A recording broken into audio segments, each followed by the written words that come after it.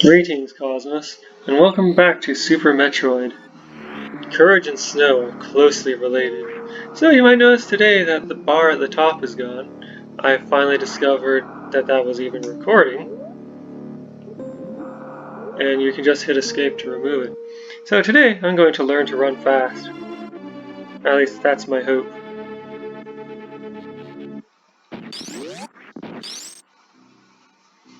Alright, so now that I have the capacity to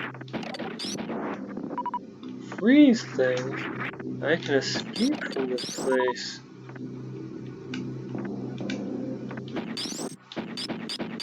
I can actually skip some stuff and do things way out of order if I want. I'm not sure what that impacts, but instead of learning to run fast, let's go exploring. So I used to help run a live-action role-playing group. I also helped to write that game. Both of these were terrible ideas.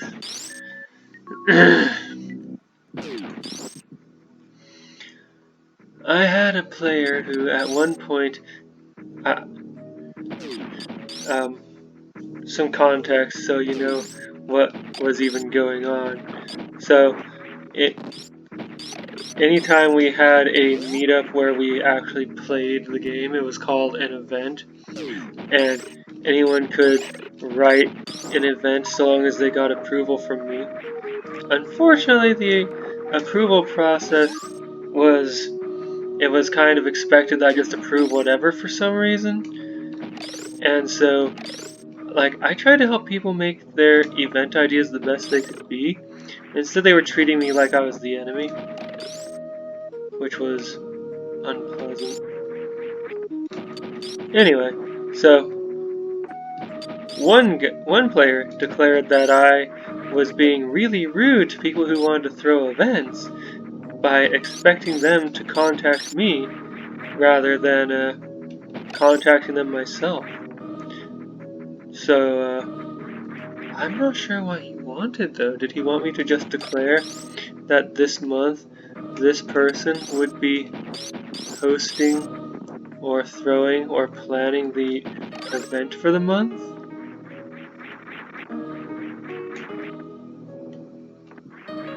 Anyway, yeah, that's a memory that's been sticking in my brain all day.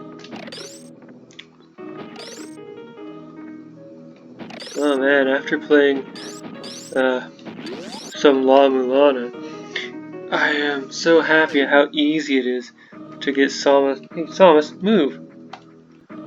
Okay, hold on. Something is very wrong here. Samus stopped responding. Okay. I don't know what went wrong.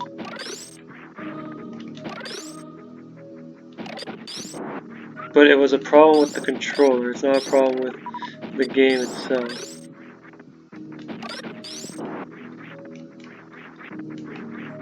Whee!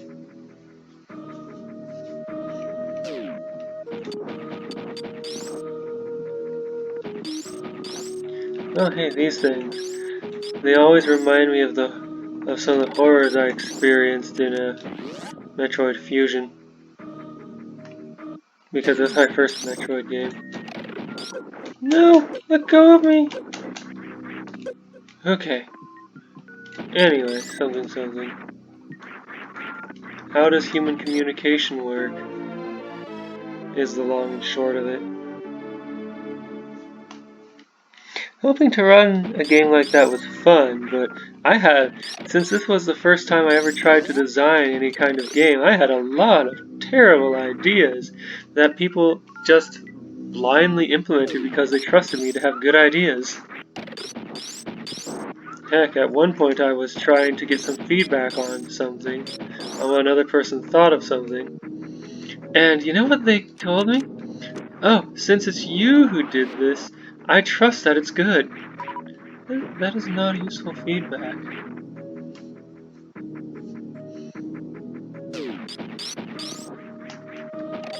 Wait. Wrong. Right! They locked me in here until I found the bomb.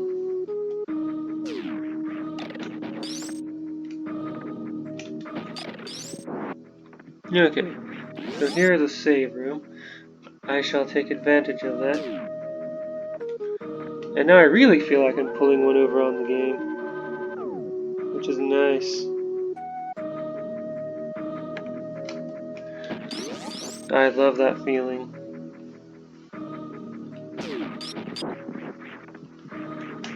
Okay, so boom.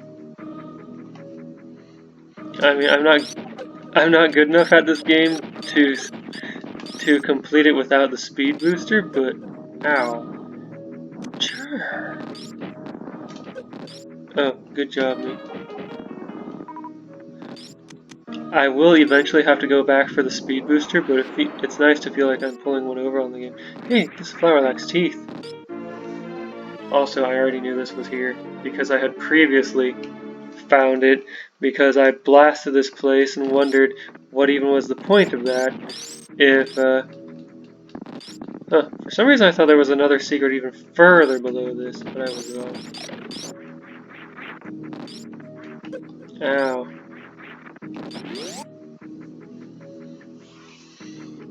Wait, was finding that mandatory to get out of that place? Anyway, I am not good enough at this game to beat it without speed boosting, but I want to see what I can get away with by not having the speed booster, but having the power bomb.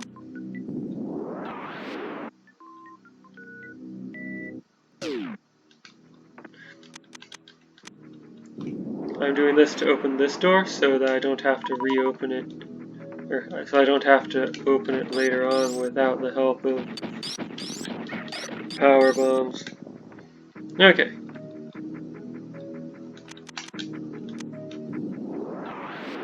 So, this room, I don't have the technology to get past this.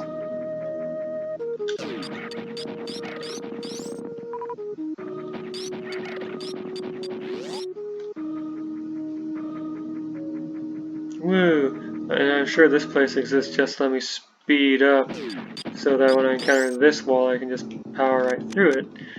Oh wait, wrong color.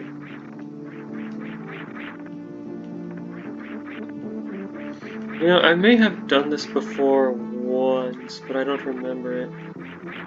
Like, or I don't remember going without the speed booster at this point. Like, I'm pretty sure I always go for the speed booster. You know, I'm gonna heal. Yeah.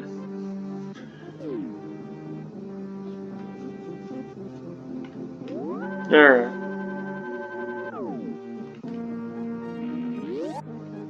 Anyway, one of the bad ideas I had when helping to run and write a game was, hey, let's all give the players a vote in changing the rules. Terrible idea! Turns out the players all just want to make their characters as strong as possible, and everyone else's characters as weak as possible, even though it wasn't supposed to be a competitive game. We had a player who played it competitively and tried to just quote-unquote win by murdering all the other players. That was fun.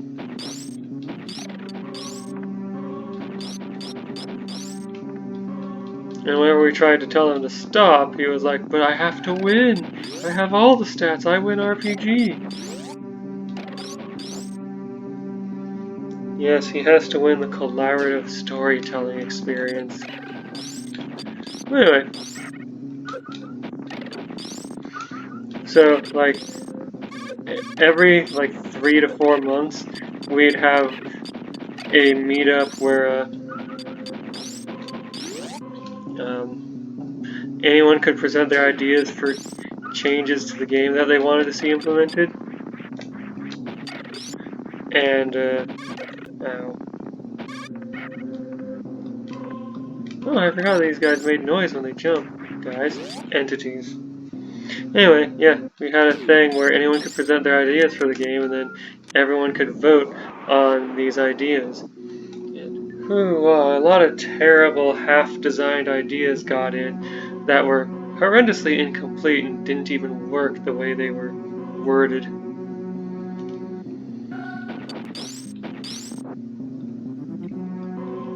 And a lot of my bad ideas got in because also a lot of people just voted the way I voted because like when they didn't know what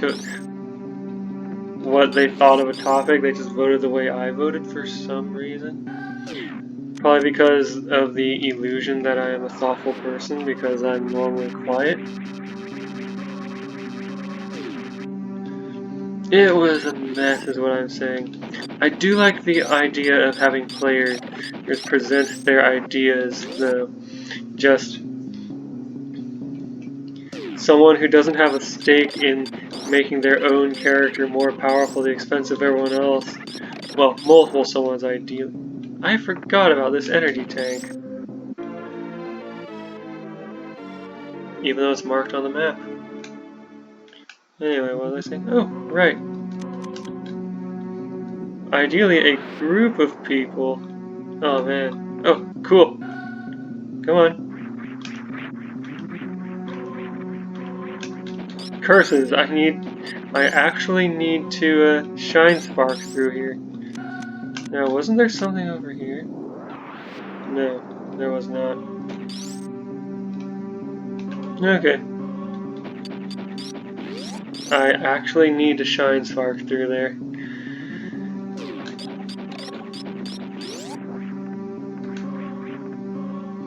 I can't remember where else to even go without the speed booster. So I'm gonna go get the speed booster now.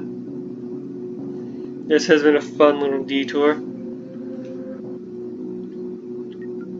Anyway, back to my stories. Anyway, ideally a group of people who don't have any stakes in making their character more powerful. Like, I didn't even have a character of my own, just so I could resist the temptation or just so I could refrain from the temptation to make my character more powerful via changing the rules. But anyway, have people that are actually interested in making a good, fun game for everyone decide what goes in and how it's implemented. At one point, someone criticized my rejection of someone else's idea as being too afraid of things being broken to allow fun and interesting ideas. But the idea was literally an ability that damages anyone who attacks you every time they attack you, in a game where getting hit once could easily kill your character.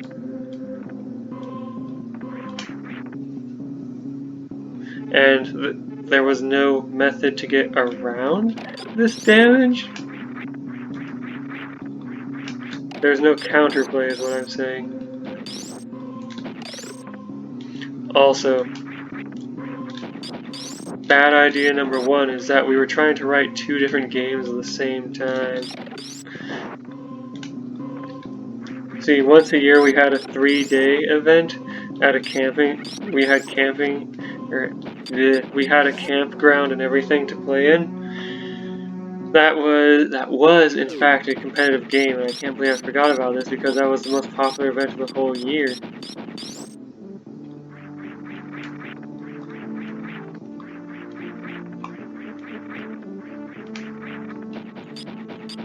Can't believe I forgot about that, and that is why everyone wanted to. Anyway, so we needed to make the game competitively balanced, which, because we were obsessed with allowing customization, was impossible to do. Where's the hole in it? There we are.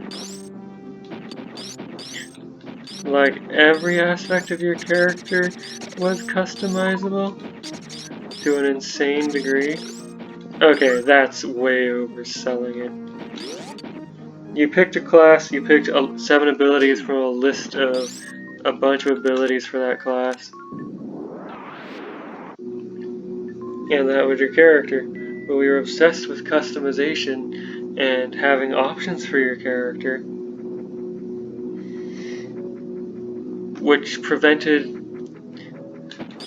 which reduced the number, which meant that the number of competitively viable options was significantly lower than the total number of options. What the game was for the entire rest of the year, we played once a month on average. So, 11 out of the 12 meetups for the year were player versus environment. Like an MMO with a... Or no, that's a is that terrible? I don't know how accurate that is, actually. I've never really played any MMOs. I played Diablo 2 for a while, but I was bad at it. Whatever. Some players play NPCs and be monsters and stuff to oppose the players who are playing their own characters. We always had a shortage of NPCs, which was another reason why I didn't have my own character, so that I could always help out as an NPC. Wait, I missed a thing somewhere. I must go look at it.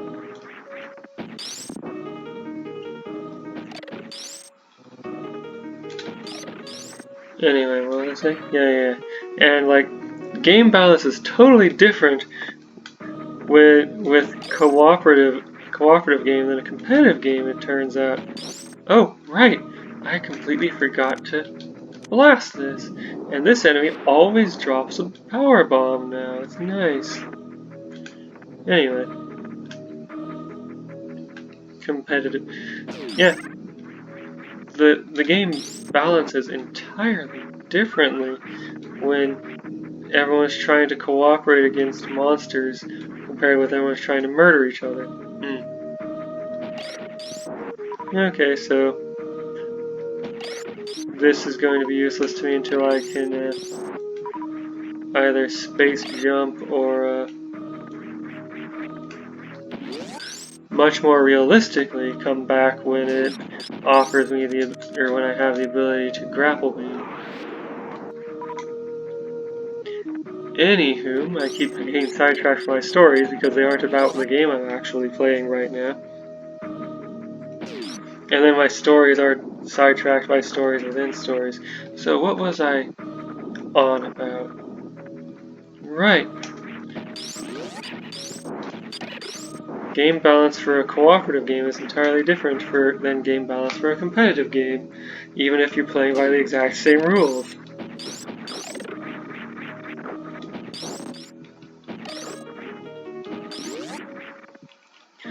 Although sometimes the same sorts of things are ridiculously powerful. Like, if this character can kill anyone by throwing a beanbag at them, then they're going to be useful in a variety of situations, unless you want to capture and interrogate an enemy, because this was a role-playing game. There was information that the players needed from monsters and other hostile characters.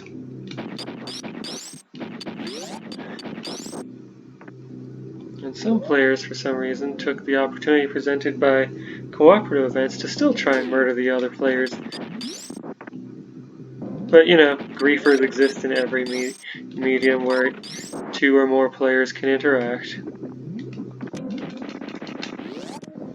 Also, check it out, I'm not taking damage from this really hot place, and that is nice.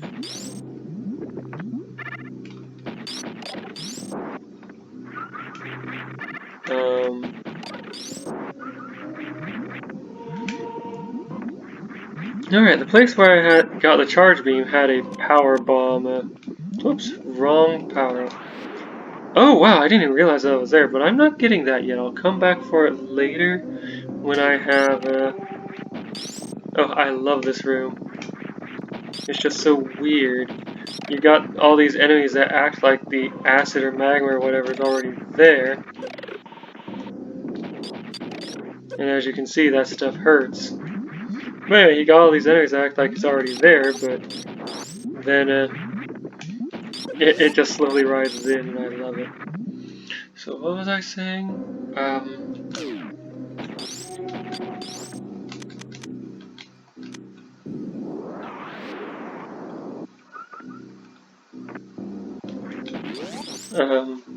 Anyway, game balance. Like, when you're building a competitive game, you want the players to have a roughly equal chance. You want two players with the same skill to have a roughly equal chance of winning, even though they have different asymmetric starting choices.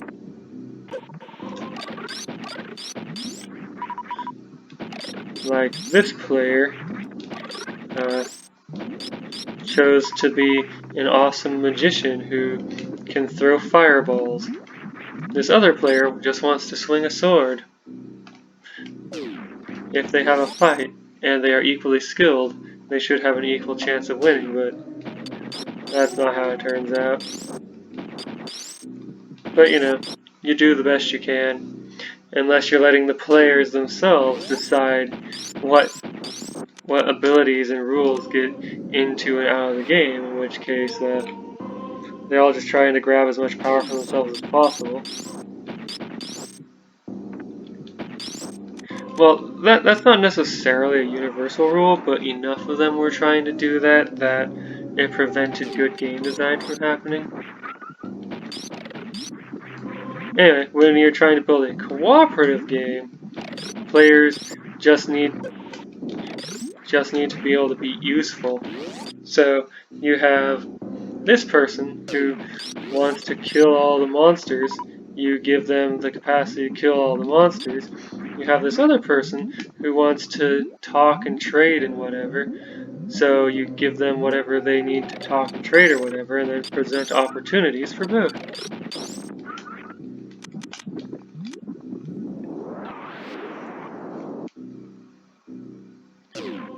Oh, this place. I love this place.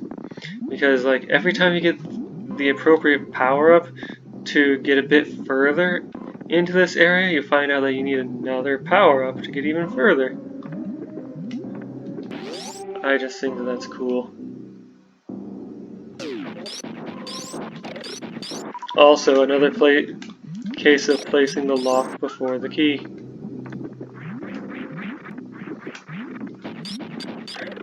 The game is telling you, one day you will be able to get here, but not yet.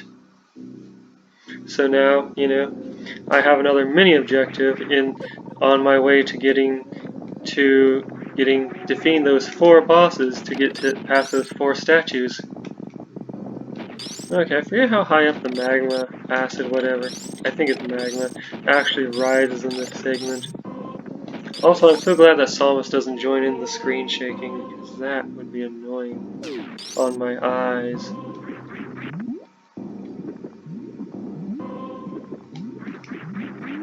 Also, this segment just strikes me as so weird. What? I don't understand why this exists. I mean, I understand that it's there to make you wait and time your jump, but I don't understand why that exists. Also, what's with this enemy sinking while the other one didn't? That's just so weird to me.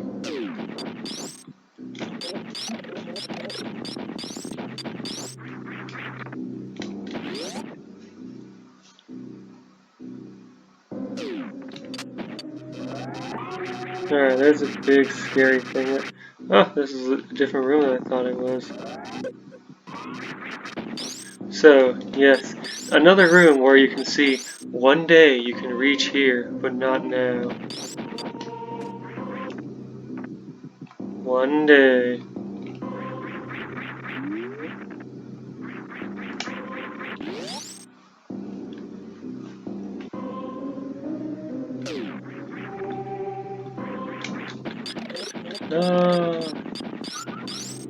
Okay, and this is the upper entrance to that same room.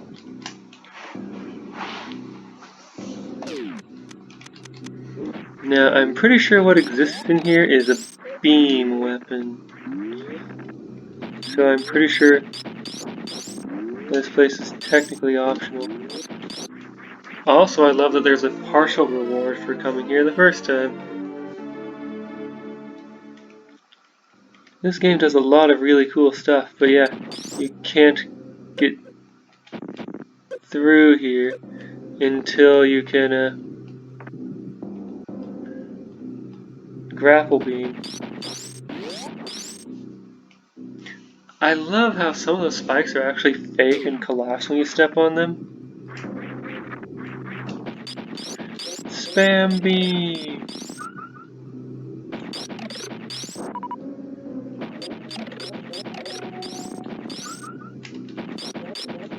Oh, hey. Hey, there's a thing. So, I have a charge beam, various beam weapons, and the power bomb, right? Technically, the game asked me to have the grapple beam to get over there, but you only need the ice beam?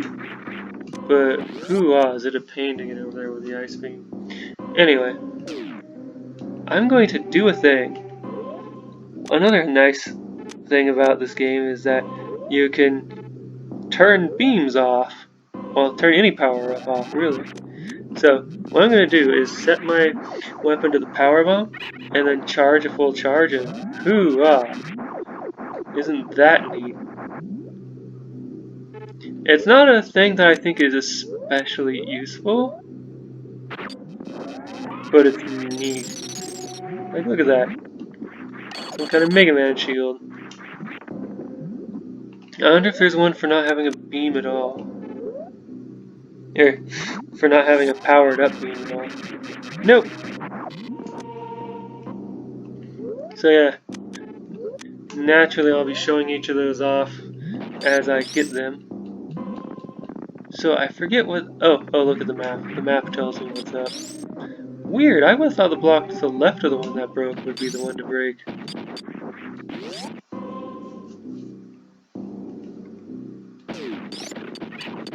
Oh, take that level.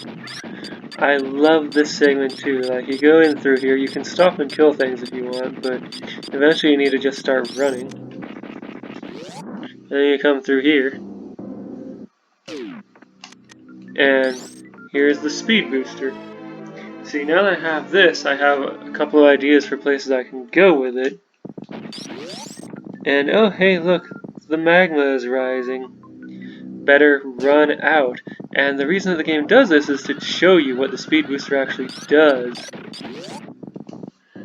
Because you can get going real... Hey, nope.